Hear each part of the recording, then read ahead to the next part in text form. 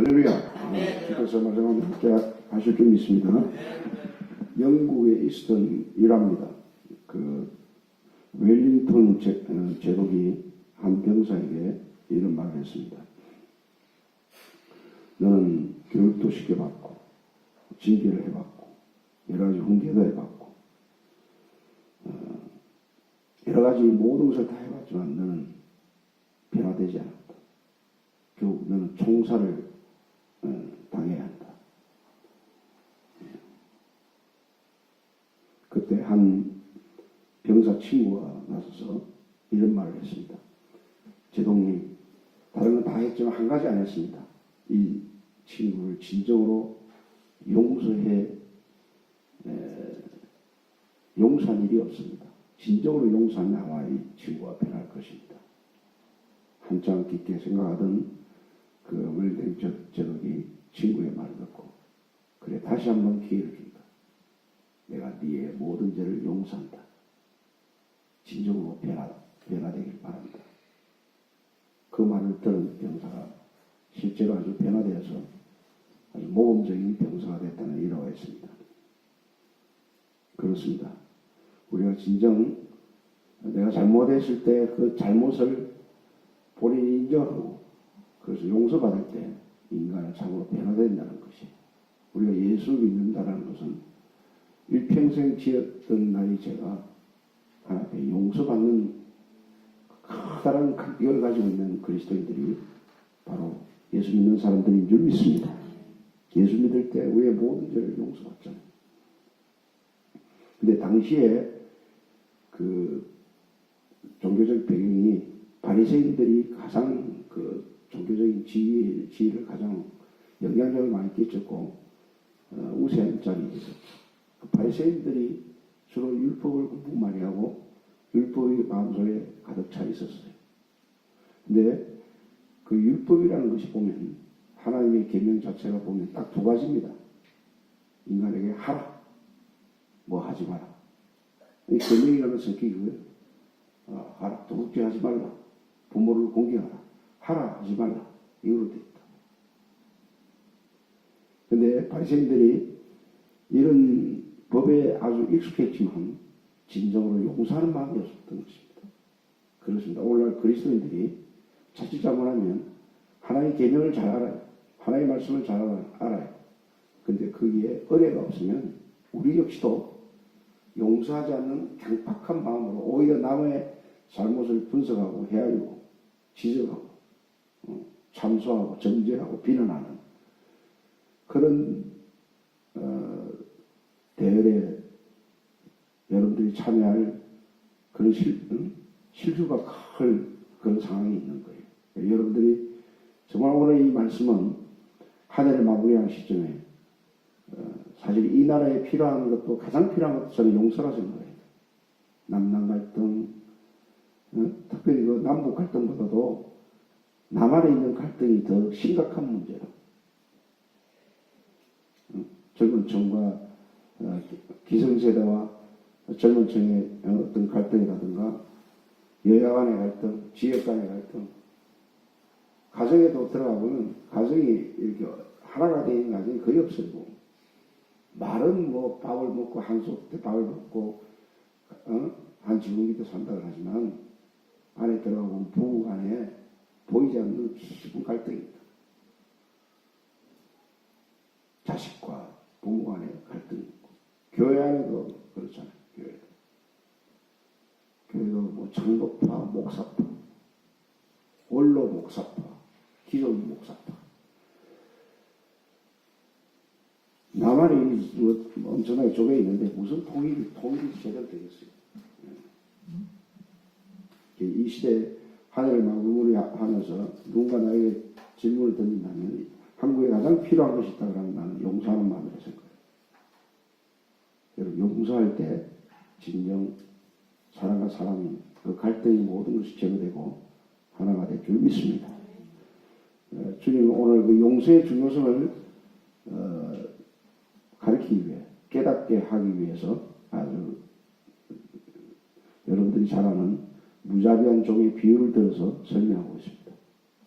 여러분들이 진정 용서하는 사람이 되기 위해서 어떤 사람이 되어야 될까요? 첫 번째, 우리가 받은 죄의 탕감이 얼마나 크다는 것을 알아야 합니다.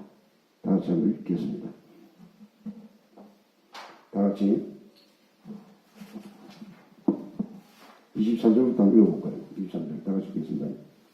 그러므로 천국은 그 종들과 결산하려 하던 어떤 임금과 같으니 결산할 때 10,000달란트 빚진 자 하나를 데려오매 갚을 것이 없는지라 주인이 명하여 그 몸과 아내와 자식들과 모든 소유를 다 갚아라 하니 그 종이 엎드려 전하여 이르되 내게 잘못소서 다 갚으리이다 하거늘 그 종의 주인이 불쌍히 여겨 놓아오며 그 빚을 탕감하여 주었더니. 여러분, 그 바리새인들은 이런 표를 가지고 있다고 해요. 구절에 의하면 두 번까지는 용서하라. 그러나 그 이상 용서하는 것은 비겁하다. 이런 표가 있다고 그래요. 세 번까지는 용서하라. 그러나 절대로 네 번까지는 용서하지 말라. 그 바리새인들끼리 공공연하게 나가는 표라고 했다. 예수님 오늘 말하면서 7번, 7번씩 용서하라. 7번, 7번이니까 몇 번입니까? 77이 49, 9보다 잊어버렸어요? 490번까지 용서하라. 이 말입니까? 아니, 오늘 본문 내용이 그렇잖아요. 다 같이 한번 읽어볼까요? 22절 다 같이 읽겠습니다. 예수께서 이르시되 내게 이르노니 7번뿐 아니라 7번을 70번까지라도 할지니라. 예수님은 7번 아니라 7번에 7번이니까 몇 번이에요? 490. 490번까지 용서하라. 이 말입니까? 무한정. 아니, 491번째는 용서하지 말라. 이런 뜻이 아니고 무한정하게 용서하라는 것이죠. 어떤 수를 헤아리지 말라는 것이죠. 여러분, 부모 자식 간의 잘못을 우리가 생각해 보면 부모 입장에서 자식이 잘못할 때 그걸 일일이 헤아립니까? 너 몇월 며칠 몇 년 며칠이야 요거 잘못했고 그 다음에 요거 잘못했고 그렇게 헤아리면서 자식을 정죄해요. 다 잊어버리잖아요. 자식이 아무리 잘못했어도 부모는 또 용서하고 또 용서하고 또 용서하잖아요. 그게 무한정 용서를 위해서 하는 것이 비유를 베풀었다. 비유 내용이 뭐냐? 1만 달란트의 빚진 자, 임금한테 어느 종이 1만 달란트 빚을 지는 거예요. 그 1만 달란트의 액수가 얼마나 되냐면 한 노동자가 6,000일을 일을 해야 그 삭스를 받는 내용이에요. 6,000일이라면 365일만 해도 3,650일이면 10년이잖아요. 그 거의 한 20년간의 일한 삭시야. 몇백억에 해당되는, 비유로 들자면, 오늘날로 금액을 하면 한 몇백억에 되는 어마어마한 돈이었다.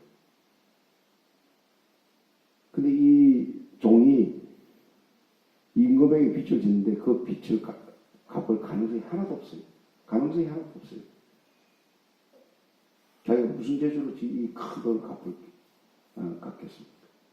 여러분, 인간이 겪는 고통 가운데 빚진 자의 고통을 여러분 아십니까? 고통도 다양한데 특별히 빚을 지어가지고 그 채권자로부터 당하는 여러 가지 압박과 요즘은 뭐 족보까지 동원해가지고 죽이니 살리니 하면서 그 괴로움을 이루 말할 수가 없다.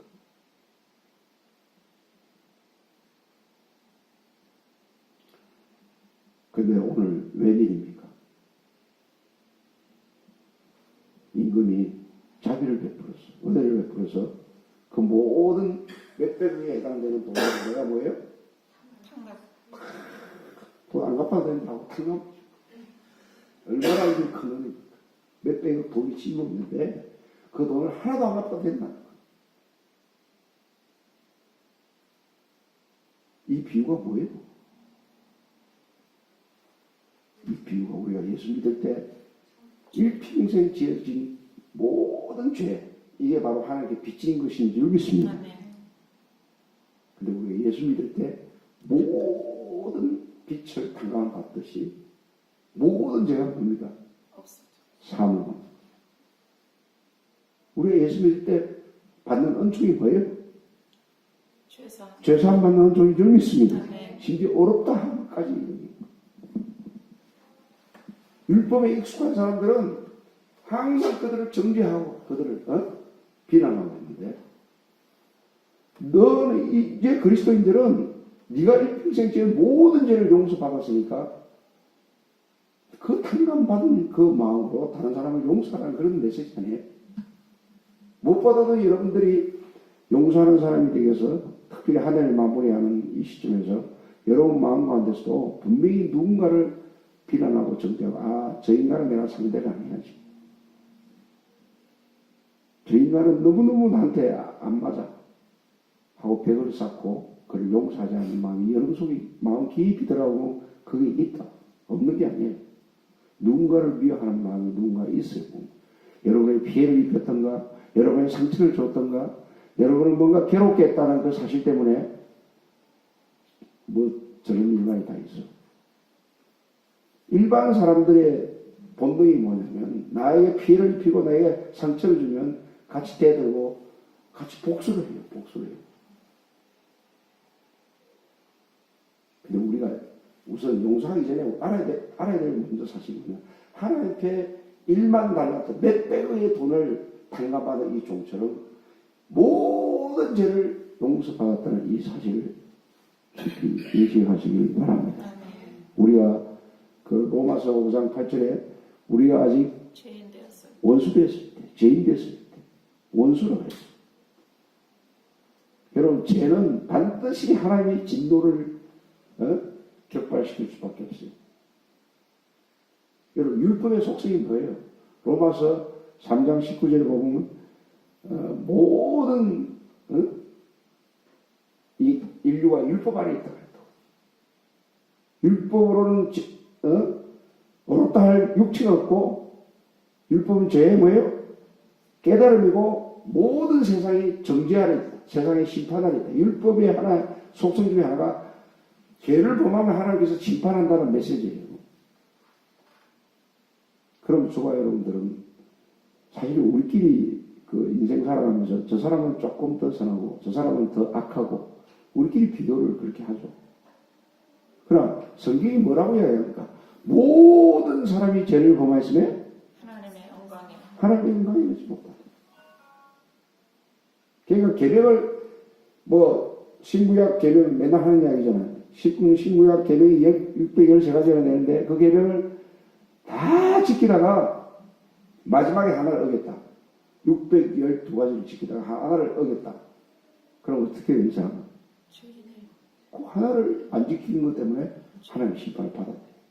그래서 하나님의 심판은 하나 안 지킨 것이나 10개를 안 지킨 거나 100개를 안 지킨 거나 하나님은 율법에 대해서 100%를 요구하시는데 그 100%를 요구할 수 있는 인간이 있다 없다? 없어요. 없다라는 거예요. 우리의 천한 행실과 착한 일과. 그래서 저는 이 말 참 좋아요. 이 말이 여러분 깨달아지시길 바랍니다. 건강한 자에게는 어인이 쓸데없고 병든 자라야 의원이 쓸 데 있나니, 내가 의인을 부르러 온 것이 아니라 죄인을 불러 뭐예요? 회개시키러. 세리와 창기와 죄인들이 하는 나라에 뭐예요? 먼저 들어온다. 모든 사람이 죄를 범하였습니다. 우리가 볼 땐 테레사 수녀가 위대하고 성자, 그거는 예수 믿기 전에 우리의 상태는 테레사 수녀랑 우리가 똑같아요. 슈바이츠고 뭐가 없어요. 공자고 소크라테스고 뭐가 없어요. 모든 사람이 죄를 범하였으면 하나님의 영광에 이르지 못해.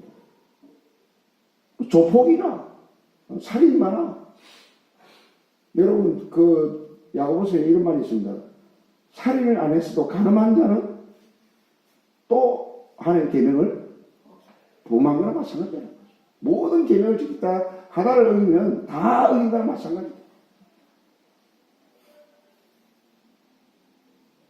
그 탕감받은 사람의 그 감격과 기쁨을 알아야 되는 게 바로 탕감받은 지금 누구를 이야기하는 거예요? 여러분을 이야기하는 거예요. 여러분들 평생 살아오면서 세상에 가치관과 세상의 풍속을 따라서 내 기분과 내 욕심을 채우기 때문에 살아왔잖아요. 솔직히. 내 하나님을 똑바로 믿고 똑바로 열면 하나님의 말씀을 지킨 사람이 여기 누가 있어?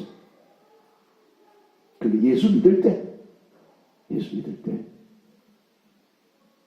값없이 모든 죄를 흰눈처럼 다 이겨하시고 죄를 없다 하는 거야. 없다. 우리의 죄악을 그에게 뭐예요? 담당시켰어요. 대신 예수님이 테텔레스타, 이 헬라어로 뭐냐면 다 이뤘다. 그 뜻은 내가 그 죄값을 뭐예요? 다 지불했다. 다 지불했다. 주승진 지사님이 지금 500억의 빚을 지고 있다 합시다. 실감이 안 가십니까? 김용훈 지사 실감 갔고 500억의 빚을 지고 있다 합시다. 500억 벌 건데. 근데 누가 나타나 500을 지불한 거예요. 그냥 공짜로 그 얘기 아니고 돈을 대신 뭐예요? 갚아줬어요. 갚아준. 그럼 김용훈 지사님은 그 갚아준 사람이 얼마나 감사할까? 그 갚아준 사람이 예수님이에요. 아멘. 내가 다 지불했다. 우편에 있는 강도가 주여 같이 여러분 그 골고다 언덕에 예수님만 십자가에 못 박힌 게 아니에요. 좌우편에 있는 강도가 있어요. 그 좌우편에 있는 강도가 주는 메시지가 인류에게 주는 큰 영적 교훈이 있다. 우편에 있는 강도는 나를 뭐예요? 기억해. 나를 기억해. 주님 내가 믿을 테니까 나를 기억해 달라 했을 때 주님이 뭐라 그랬어요? 오늘 내가 나와 함께 나가랬어. 나와 함께 나고네. 있어요. 우편에 있는 강도가 일생 동안 한 일이 뭐예요? 죄만 졌어요. 강도짓이 했죠. 어떻게 무슨 착한 일을 했겠어요? 근데 회개하면서 예수를 믿었기 때문에. 근데 좌편에 있는 강도는 죽으면서까지 예수님을 뭐예요? 부인했어요. 부인했다. 끝까지 교회 와서 예수를 믿으래도 나는 안 믿겠다. 나는 안 믿겠다. 끝까지 고집 피우는 사람이 있어요. 죽을 때까지 고집을 피우는 사람이 있어요. 그 이제는 영원한 성경에 보면 영원한 천국과 영원한 지옥의 차이가 뭐냐? 용서받은 죄인이 천국에 들어가고 용서받지 못한 죄인이 뭐예요? 지옥에 가는 거예요. 다른 거 없어요. 의인이라서 가는 게 아니에요. 물론 예수 믿을 때 의인이 되는데 예수 믿기 전에 모든 사람은 다 죄인이에요. 단순히 천국 가는 건 예수 믿은 그 하나님의 그것밖에 없어요. 그래서 너희가 은혜로 말미암아 믿음으로 말미암아 구원을 얻었나니 이것이 너희에서 난 것이 아니라 하나님의 선물이에요. 행위에서 뭐예요? 난 것이 아니니 누구든지 자랑치 못하게 하는 것이에요. 하나님의 은혜로 예수 그리스도 안에서 값없이 예수 믿을 때 어렵다 한 자가 되었나요. 할렐루야.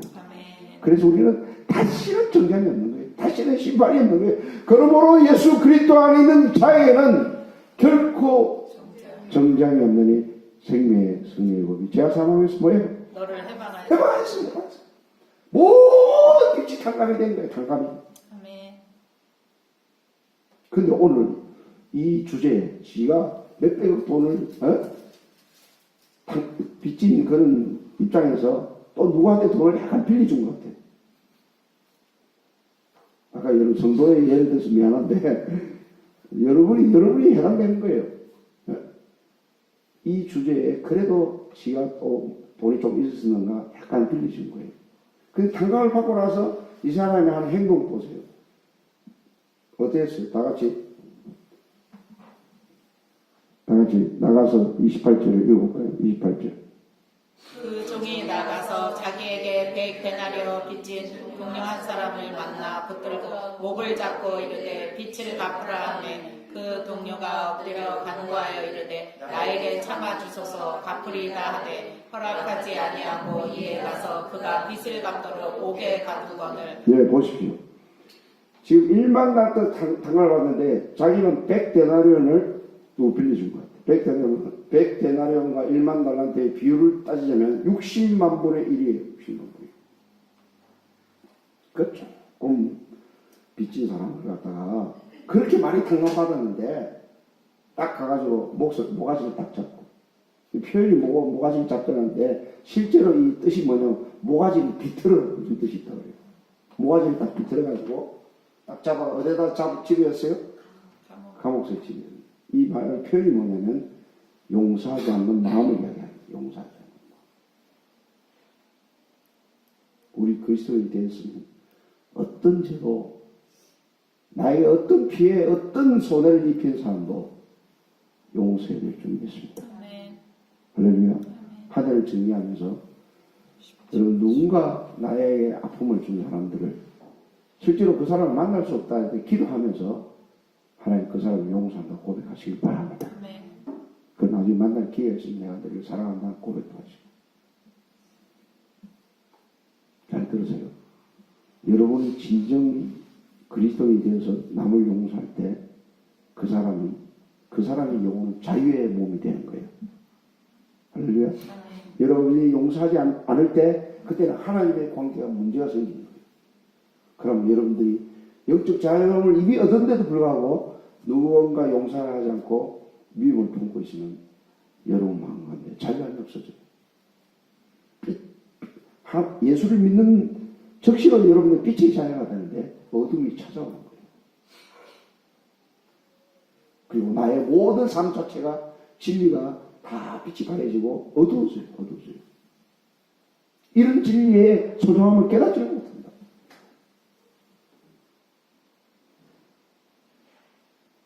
제가 자주 드는 일화가 있었죠. 링컨 대통령이 일평생 그 링컨 대통령을 조롱하고 비난하고 아주 말끝마다 아주 놀렸어요. 놀려.